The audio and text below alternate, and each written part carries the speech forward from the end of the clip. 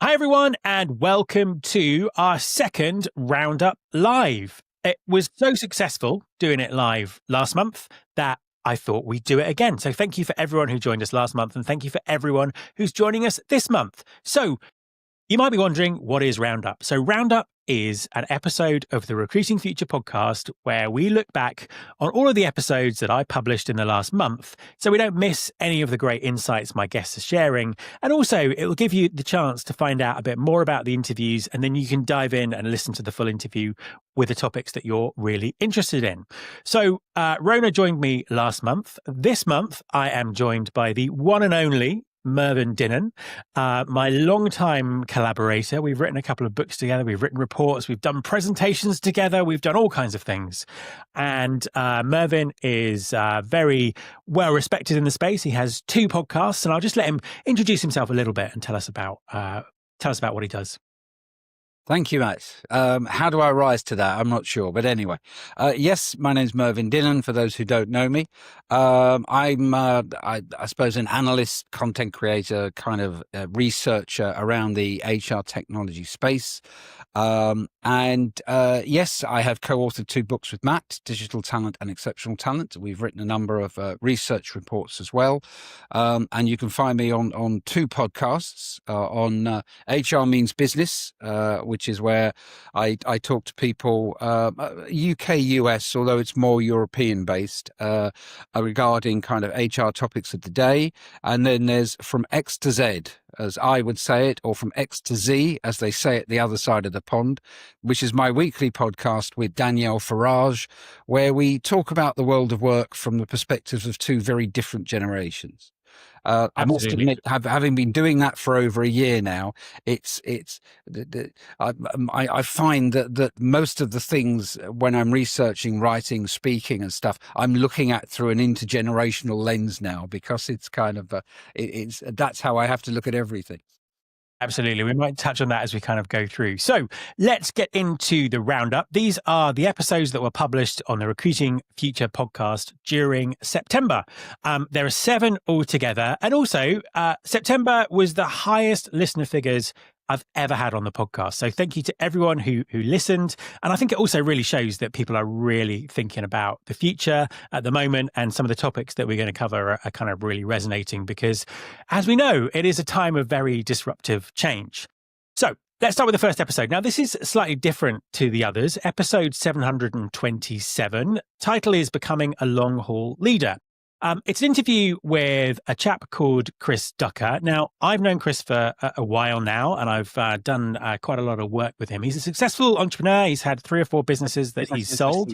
He's authored 2 other he's authored 2 best-selling books, Virtual Freedom and Youpreneur. And Long Haul Leader is his new book that I think came out on Amazon last week. So what this is about is it's all about avoiding burnout. So the whole concept of a long haul leader is that we have very long careers now and very varied careers, and we probably have to work a lot sort of later than previous generations into our life. So it's how you kind of manage your stress and your energy and stay focused on what you're doing, but really kind of balancing all those really important things like family and hobbies and just sort of generally being healthy, and avoid burnout, which is a massive issue. So Chris has some brilliant practical tips in his book. It's written from his experience of multiple corporate burnouts, and I kind of really recommend it. Mervyn, what did you think of this one? Because I know that wellness has been a big topic for you for a couple of years. What do you think employers can learn from content like this? I think that there's probably 2 or 3 things. One, I think, is understanding kind of burnout and understanding, I suppose, the signs of it, and understanding the impact it can have on people, because people are very complex animals. And we don't always react the same way. So you will, you and I have worked in organizations in the past where, we will, there'll be people who can take on a lot of challenges, do a lot of work, really get stuck into things, and that's what they like. You have people who maybe don't have the same application, and it's kind of managing to balance. And I think what was important is kind of, particularly leadership and TA, as he pointed out, it's become endemic, burnout. And he was quite honest about how he's experienced it. And I think that it's kind of the what he was explaining about relationships and work, building strong personal networks, doing meaningful work. I think that a lot of the conversations that I've had recently around whole areas of the world of work about meaningful work, and I think some of this is intergenerational, and some of it is kind of people wanting to feel that there is a purpose there. And I think if people are feeling that, they're engaged with it, there's this kind of ongoing self-improvement. People want to learn. I think you can actually boost workplace performance, but more, I suppose, old school kind of leaders tended to not be as supportive, shall we say. Yeah, I think that's a good point, and I think we just know so much more about the brain and the body now, and actually, if you want a productive workforce, they have to be happy, healthy, motivated, and I think it's something that all employers should be thinking about. I have a copy of the book right here. There we are. Now available.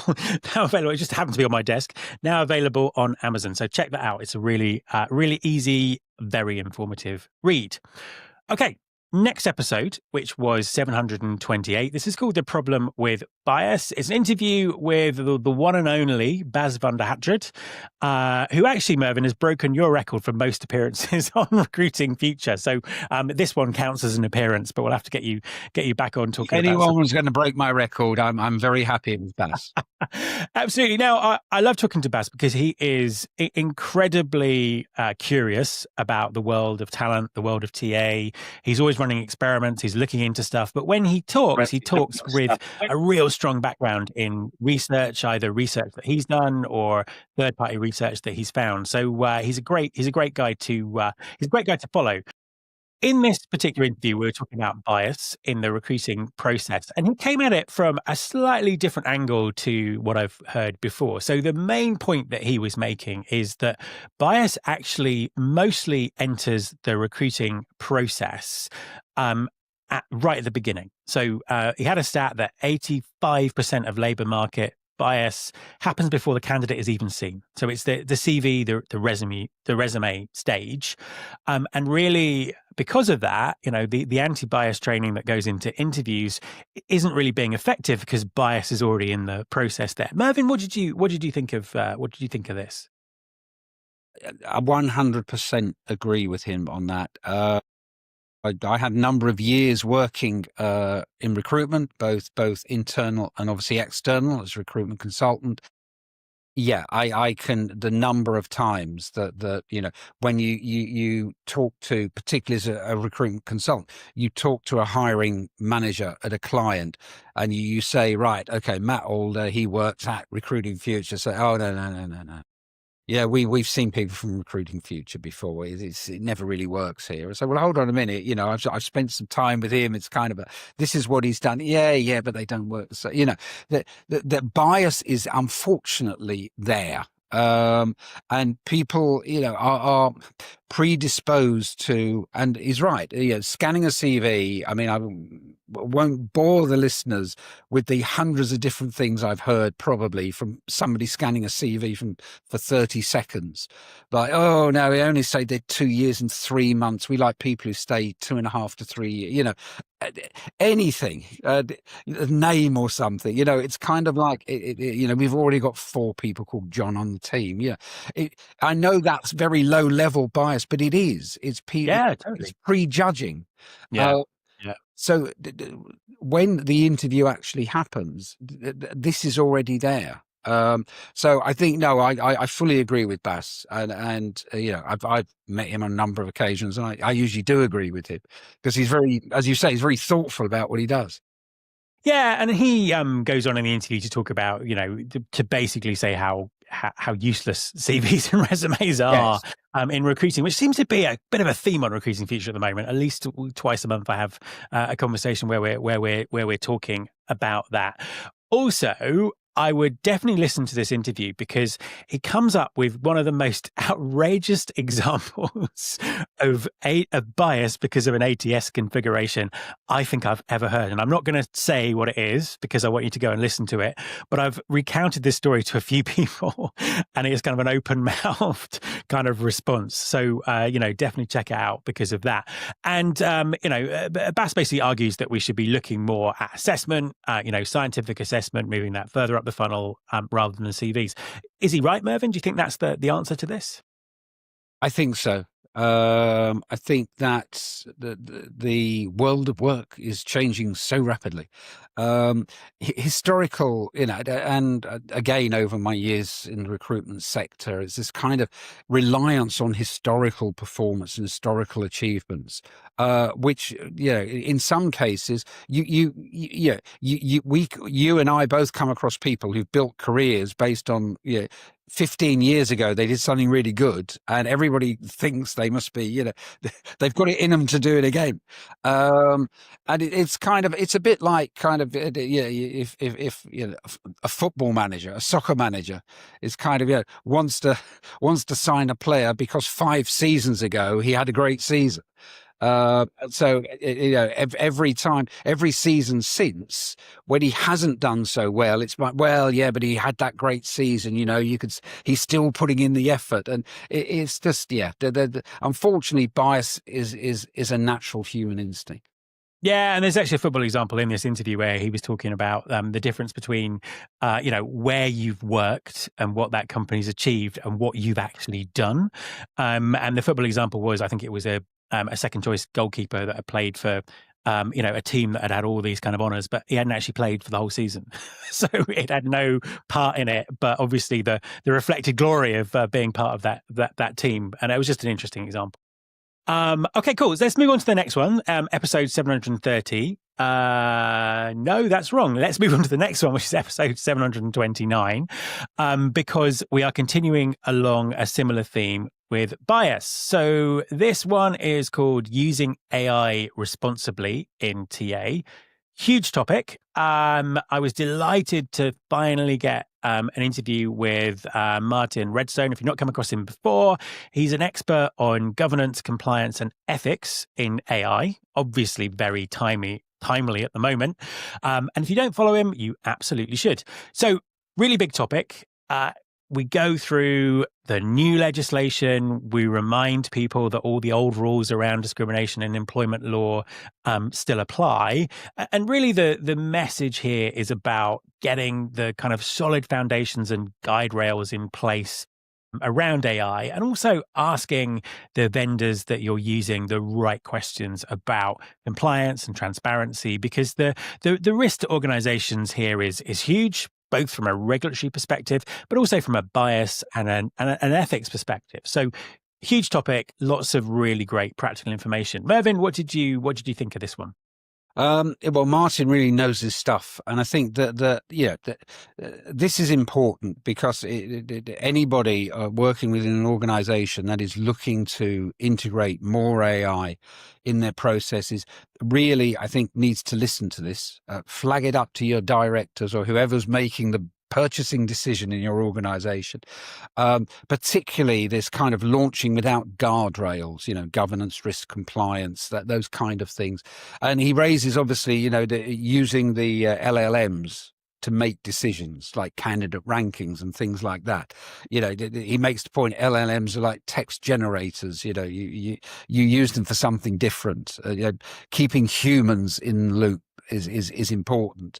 That third party kind of, independent audits for things like bias and security is important as well, because it's, again, very easy to take the vendor's word for it. And, usually the person who has to sign off the purchase overall would have convinced themselves they were doing the right thing. So I think that it's important to question everything around it. Absolutely. I think, not all vendors are created equally here. There are ones who are putting a huge amount of time and investment into making sure that their systems are transparent and ethical and not biased. And then there are probably ones who aren't. And I think it's really important to, to find out the difference, ask the kind of questions that come up in this interview, because ultimately, under a lot of these regulations, the employer is liable, even if they didn't build the technology for the bias that it causes. So, big issue. Really important that people really get up to speed with this one. It's an ever changing area. So it's something that I think we all have to keep on top of. Moving away from bias and even moving away from AI for just a tiny bit.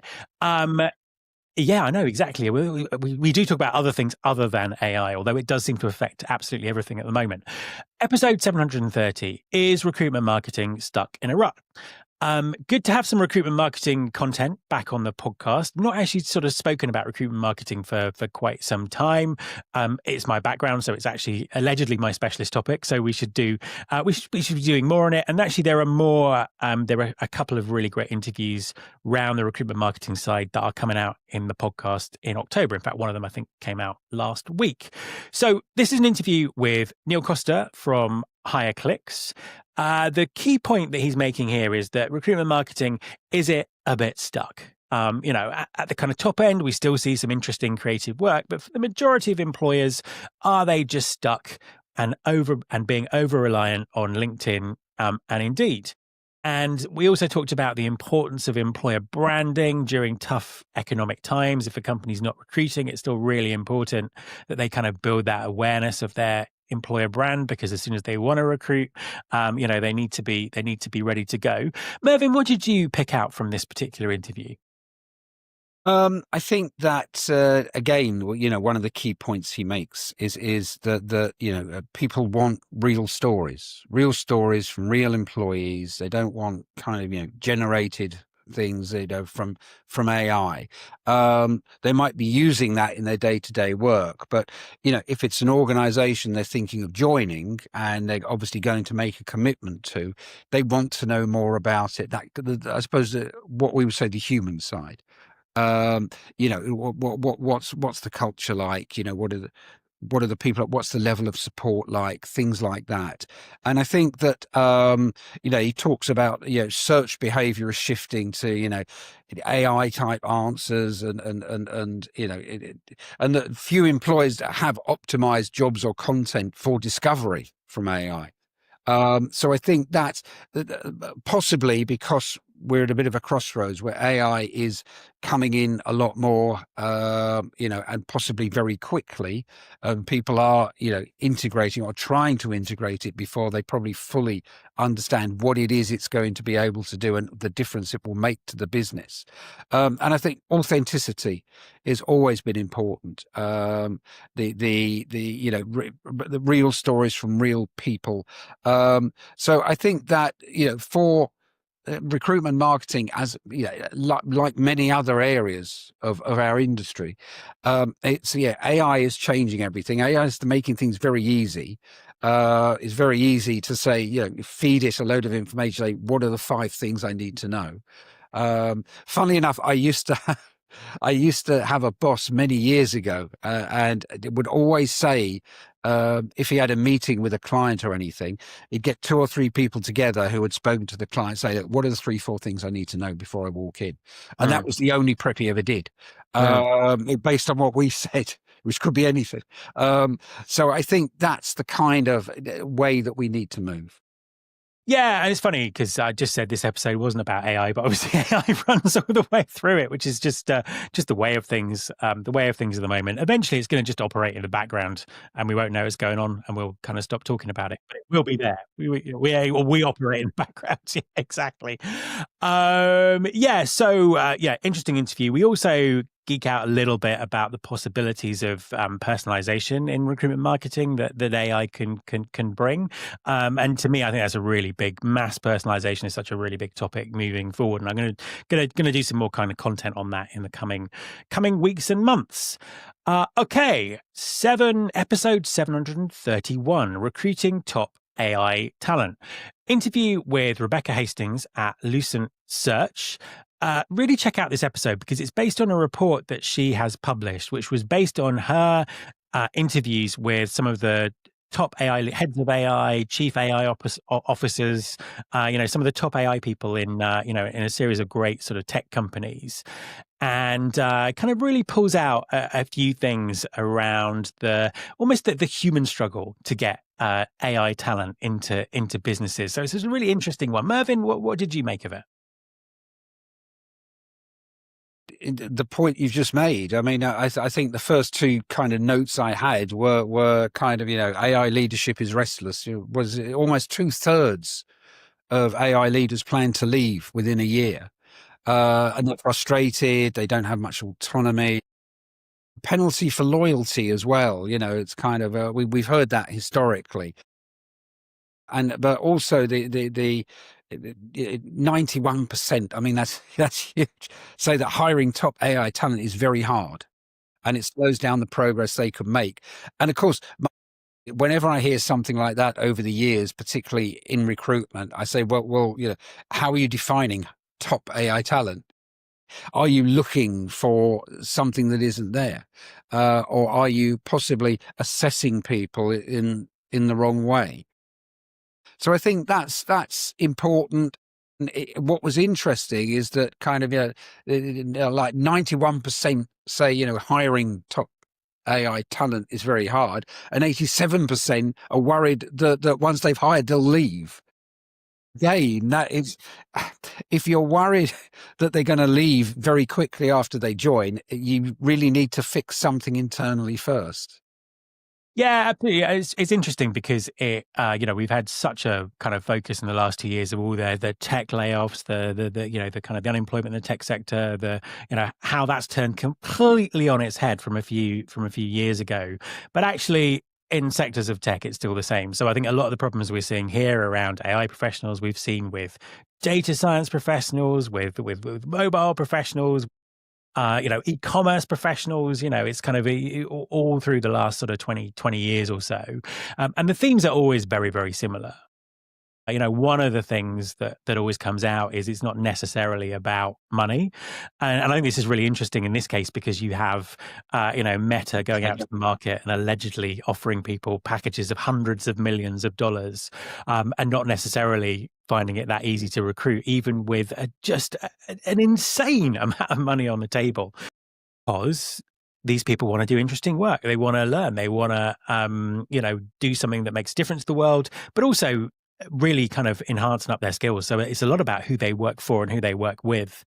That's a key part of this. And I think the final point I make on this is it's quite encouraging because a lot of these companies are out in the market saying that AI is going to replace human talent, but actually they can't do their job and build their product unless they have exceptional talent in the form of humans to progress. So I think that's a really kind of interesting point to make. She also made a point that at the very top, soft skills dominate, and Yes. that again is kind of it's for all the years I've been around the sector, it's people who can influence, who can lead, who've got that kind of understanding, who will always kind of rise to the top. And as you're saying, the Meta are finding it hard to find people. Possibly they're looking for the wrong profiles. Who knows?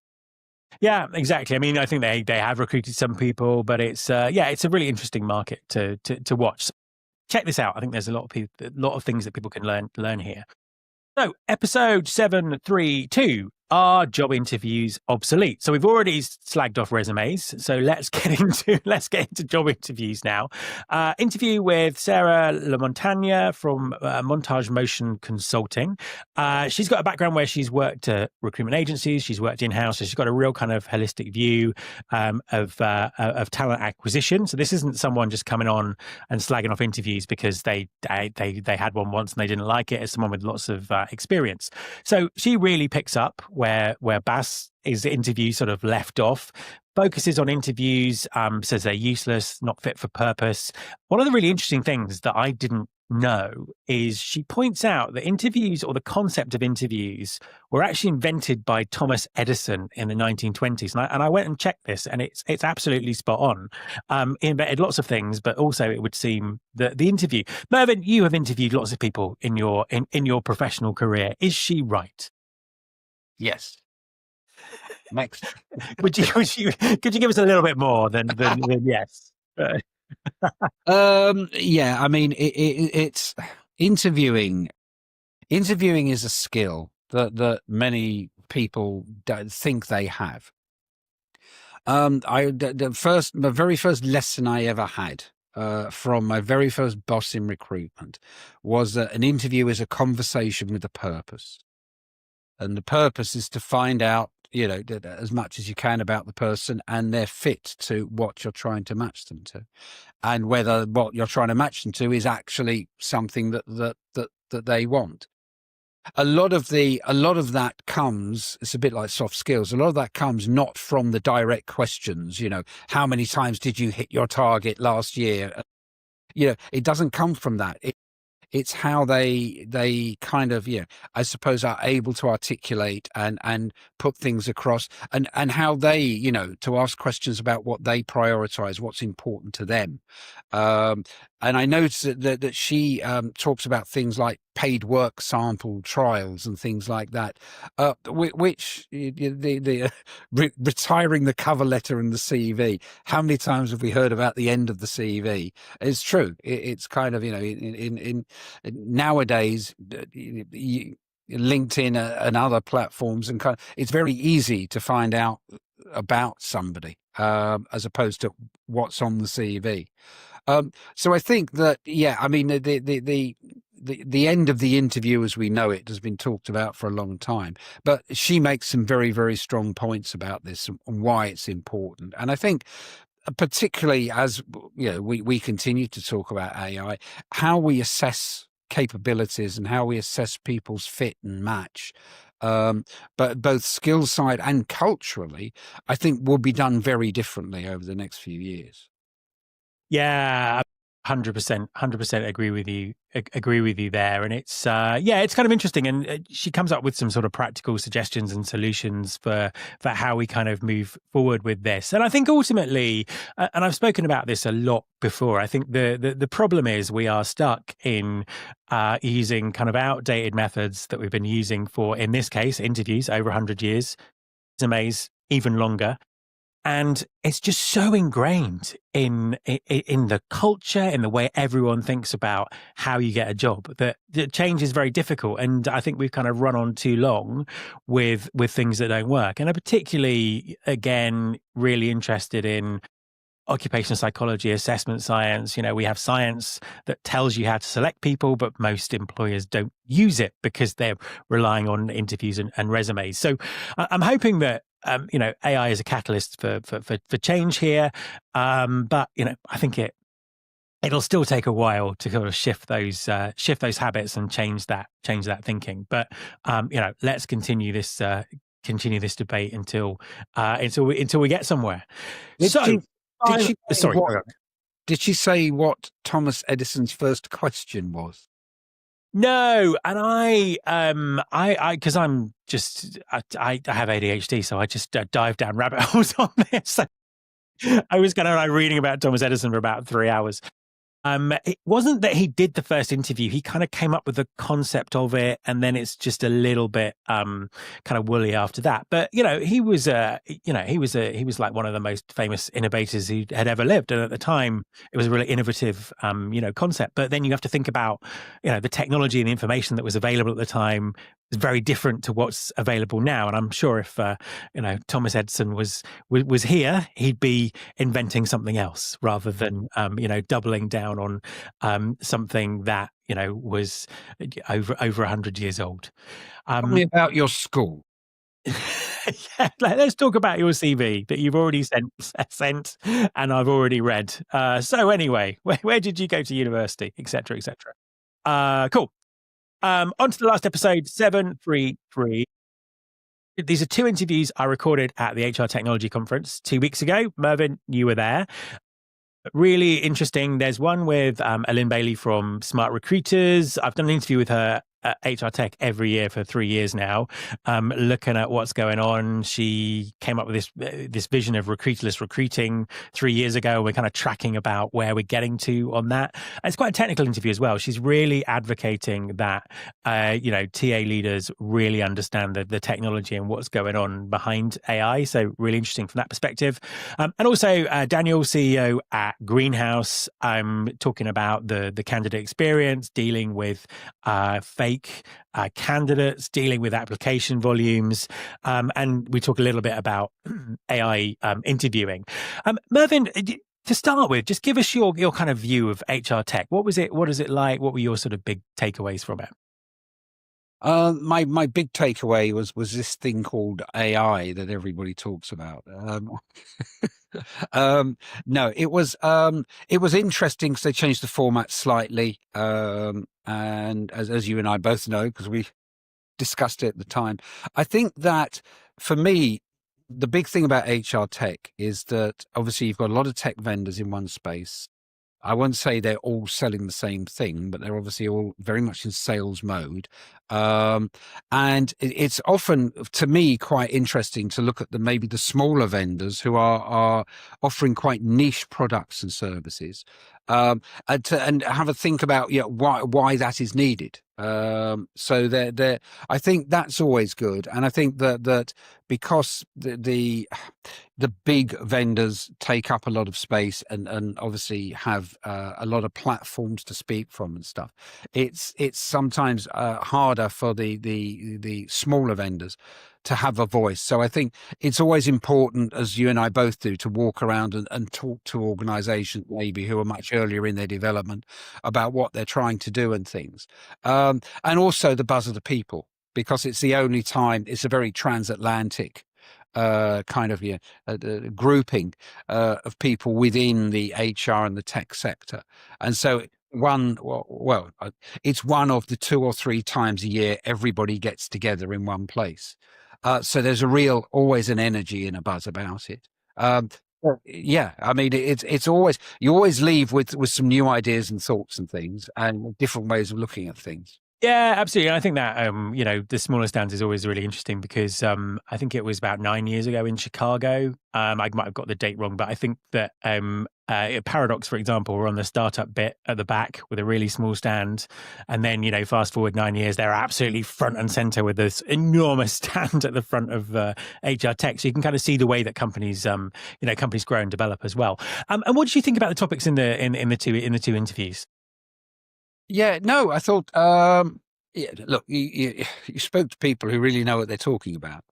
I did an interview as well, which will be published next Friday. And that was, funnily enough, looking at, it was about AI. It was Yutaka from iSolved. And that was very much a kind of what HR people need to know, as opposed to necessarily recruiters. What HR people have to understand about kind of AI's impact on the whole hiring cycle. So I think that I'm sure that when we go next year, we'll still be talking about AI, and and in ways that we couldn't comprehend today that we'd be talking about. Yeah, absolutely. And we are very much in conference season at the moment. RecFest USA is next week. Can't make that one, unfortunately, but I will be at Unleash in 2 weeks' time in Paris. So looking forward to that. Anyway, that is all the episodes from September. So thank you, Mervyn. It was brilliant to have you here. Make sure you check out Mervyn's 2 podcasts, HR Means Business and From X to Z. Also, lots of great content coming up on Recruiting Future in October, continuing some of these themes. So make sure you subscribe, follow the podcast wherever you listen to podcasts. You can find all the past episodes at recruitingfuture.com, where you can search them by topic and keyword and all those sort of things. And also on that site, you can register for the weekly newsletter, Recruiting Future Feast, which comes out every Sunday. So thanks again, Mervyn. Thanks to everyone who's joined us to listen live. This is also available as an audio podcast straight away. We'll be back next month, but make sure you listen to Recruiting Future, every week